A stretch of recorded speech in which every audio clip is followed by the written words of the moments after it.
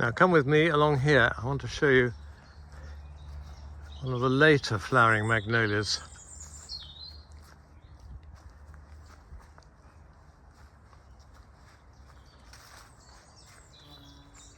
And here it is. This is a 25-year-old magnolia called Ernesti. Used to be called Magnolia Wilsoni after Ernest Wilson. But when the Michelias all became magnolias, Richard Figler, who renamed all the magnolias, decided that because there was already a Magnolia Wilsoni, he would perpetuate Ernest Wilson's name by calling this one Magnolia Ernesti. Now the thing about this one, it's a seedling I got obviously from Chinese seed, native of China, and I noticed that when it started flowering, the flowers are quite a good yellow colour and the buds are quite red, as you can see. So this is a characteristic that has carried on all the way through, and I've decided that it needs a name, and this particular clone I'm calling Magnolia Ernesti Red Bud. Now I've mentioned this to the registrar of magnolia names, and he's quite happy that I can call it Red Bud. The only thing is I have to have it propagated and available not just in this garden. So that's what I've been attempting to do, and I'm going to carry on and give some more material to other magnolia files.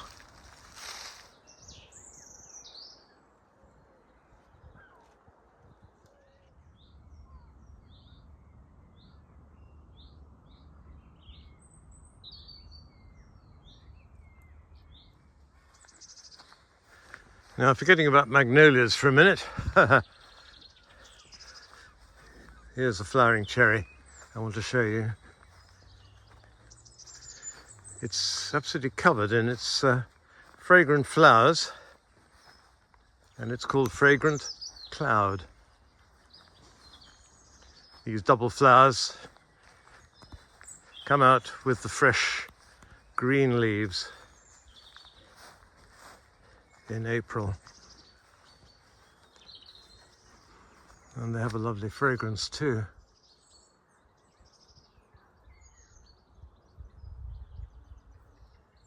And it just happens, coming round, I've got this lovely lilac, and they make a nice combination of the purple and the white of the cherry.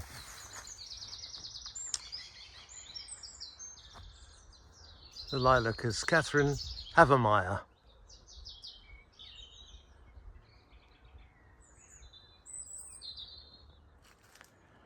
Never mind the spring flowers, what about the spring foliage? This is a wonderful Acer Ciccio improved. I've no idea what the unimproved version's like, but this is pretty good. I've put it here so that the sun can shine on the leaves, because that really does light them up.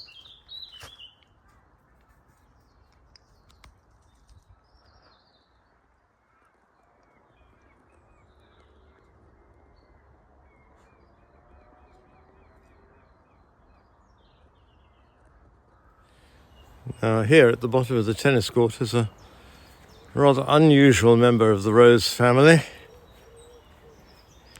It's called rhododendrons. Scandens. Those pleated leaves look a bit like the carrier golden guinea that I showed you in a previous video. Not a desperately distinguished plant, but it's doing its best over here.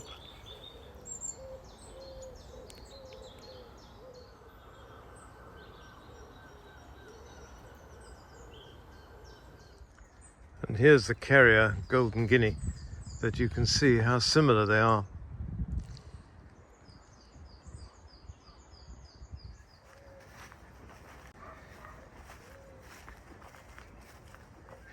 Now it's always exciting, as I've said before,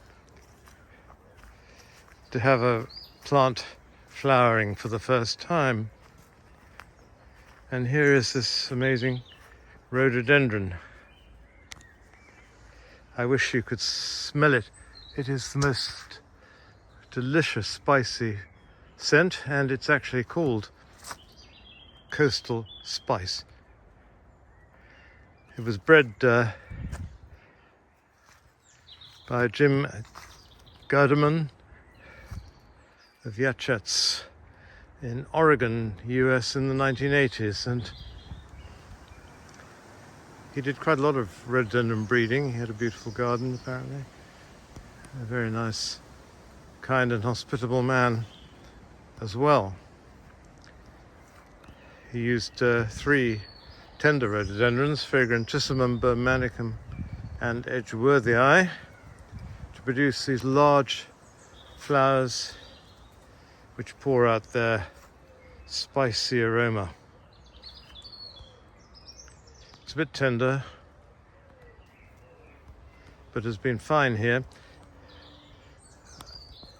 It caused quite a sensation at the time, but because of its tenderness and so on, it sort of fell out of favour. It is available in the US, not so much in the UK, but I was very fortunate to get a micro-propagated plant of this, which you see before you, and I'm pleased it's doing really well.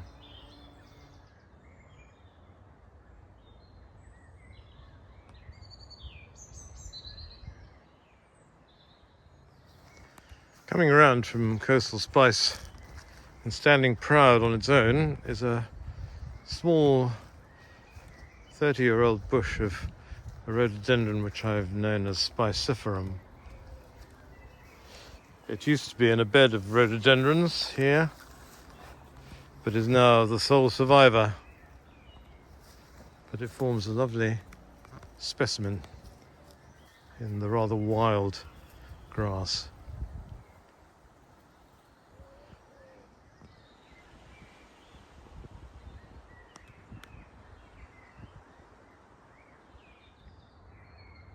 Somebody watching my videos asked me about this statue of Pan. Well, actually, he's a reproduction, and he's been here 22 years now. Reconstituted stone. A rather suspicious expression on his face, and he's got his pan pipes in his hand. He's suitably mossy, hairy even, and if you look around the back, he's wearing a cape made from a lion's skin. Anyway, I thought it'd be fun to have him here, because round the base I've got the famous words, "Et in Arcadia ego," and he stands beside the round temple in, I suppose, an area which one would fancifully call Arcadia, in front of the temple. The Roman poet's famous tag, "Et in Arcadia ego," actually is memento mori, i.e. it reminds you that death, I, is everywhere and cannot be escaped even in the most idyllic surroundings. An excellent moment every year. This rather amusing tree, the handkerchief tree, Davidia involucrata, with its dangling flowers, well, bracts with a flower in the centre. When the garden's open to visitors, I put a notice saying, "Look up," because they don't. They're busy looking around on the ground and miss it.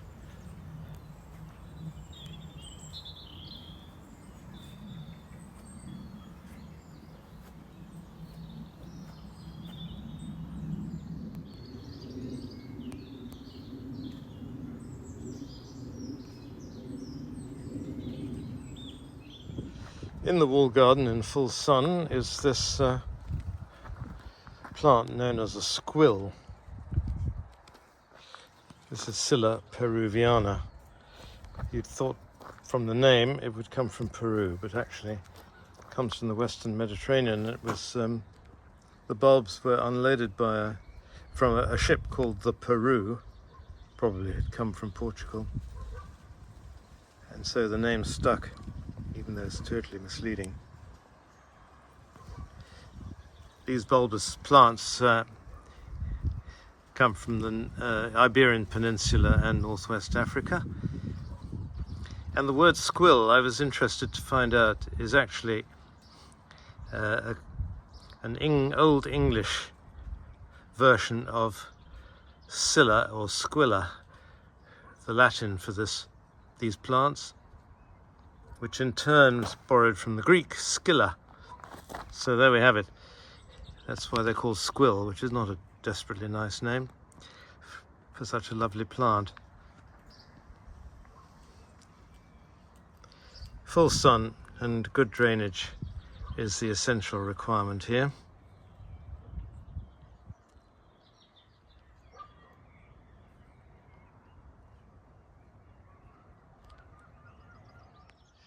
I'm going to show you something amusing. Past this nice rock rose, which has got grey leaves, sets off the orange flowers nicely. Anyway, no, along here is the thing.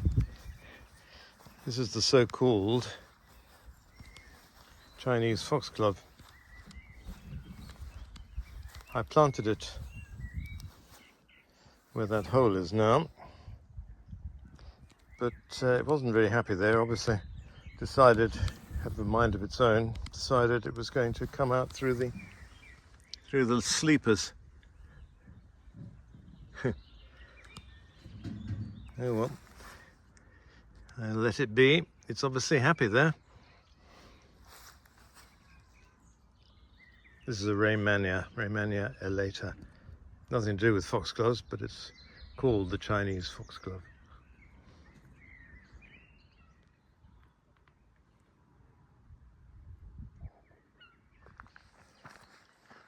I'm going to take you towards a lovely scented rhododendron. Gorgeous scent. In fact, the one behind is also scented, and but this one is the spectacular form of Edgeworthii, rhododendron Edgeworthii, which was a present to me from a lovely old gentleman who has since died. And this was found by Raymond Grau, French rhododendron nurseryman, and it's a very compact form of a rhododendron, which is normally fairly rangy in its habit. But my goodness me, the scent is gorgeous.